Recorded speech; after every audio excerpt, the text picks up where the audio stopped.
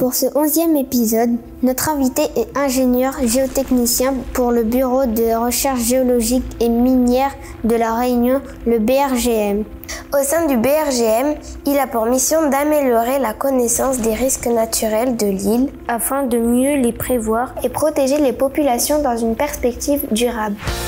Curiosciences, le petit journal de la curiosité.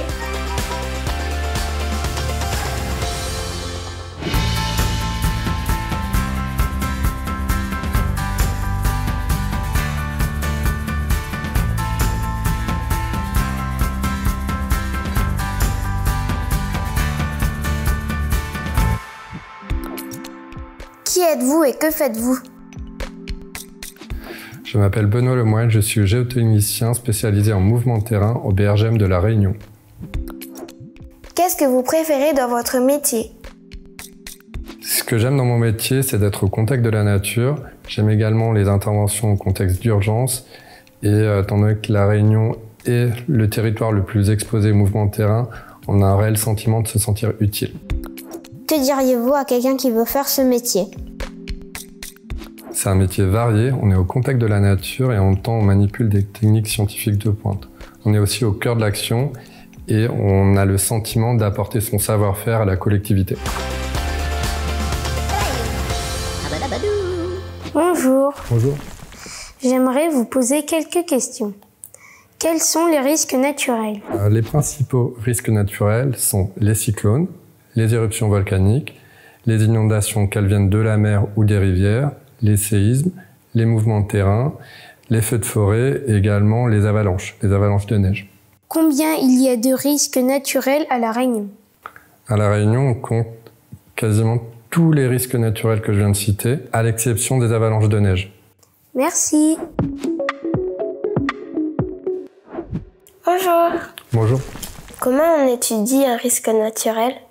Alors, tout dépend de l'échelle à laquelle on veut l'étudier. Si on veut l'étudier à l'échelle d'une commune ou voire même d'un pays, là on va regarder où se sont passés les événements anciens et on va considérer que ces mêmes phénomènes pourront se reproduire dans des contextes similaires. À plus petite échelle, on va regarder la nature de la roche, on va regarder la topographie, c'est-à-dire la pente, on va regarder également les circulations d'eau, la végétation, et on peut même réaliser des modélisations numériques ou des sondages du sol. La curiosité vous a-t-elle aidé à choisir ce métier? Oui, la curiosité m'a beaucoup aidé.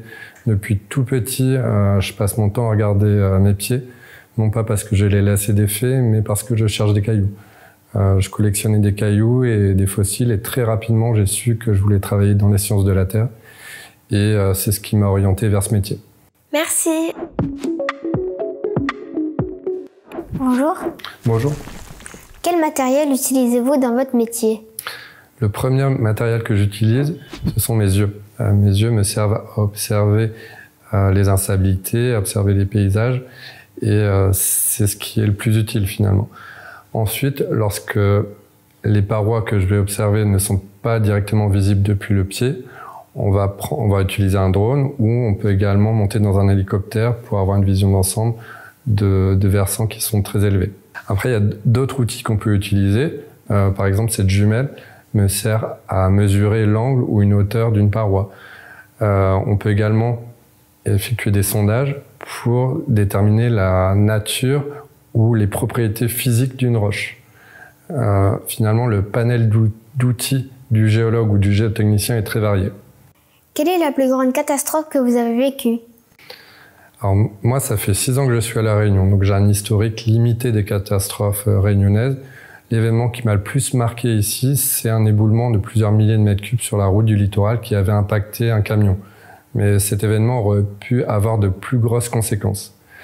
Avant de travailler ici, je travaillais en Martinique et l'événement qui m'a le plus marqué, c'est un glissement de terrain qui avait emporté tout un quartier avec une centaine d'habitations au-dessus. Merci. Merci. Bonjour, je vais vous poser quelques questions. Est-ce qu'avec les mouvements de terrain, Salazie, dans quelques millions d'années, ça existera encore? Le cirque de Salazie comporte les plus grands glissements de terrain habités au monde. Ces glissements se déplacent de plusieurs dizaines de centimètres, voire de plus d'1 mètre par an. Donc, cela veut dire que dans des millions d'années, ces matériaux ne sont plus présents et auront fini à la mer.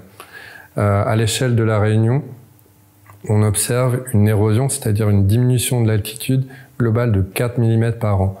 Donc 4 mm par an, ça peut paraître insignifiant, mais à l'échelle de tout le territoire, ça représente 5000 fois tous les matériaux qui sont extraits en carrière à La Réunion.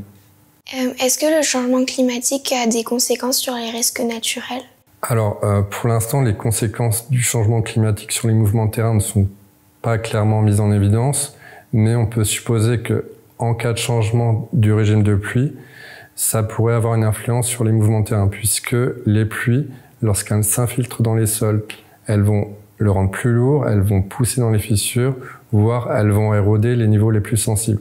Donc oui, s'il y a un changement climatique avec un changement des pluies, ça pourra avoir un effet sur les mouvements de terrain. Merci. J'ai trouvé ça super. Ça m'a appris beaucoup de choses sur la géologie. Avant, je ne savais pas que ce métier existait. Et maintenant, je sais qu'il faut être prudent. C'était super, on s'est bien amusé, on a bien pu échanger avec le scientifique. Maintenant, je sais ce que c'est un géologue et c'était comme si on était des vrais journalistes. Avant, je ne savais pas ce que c'était la géologie, mais maintenant, je sais ce que c'est. Ça peut être bien de faire ce métier. Retrouvez-nous sur Internet.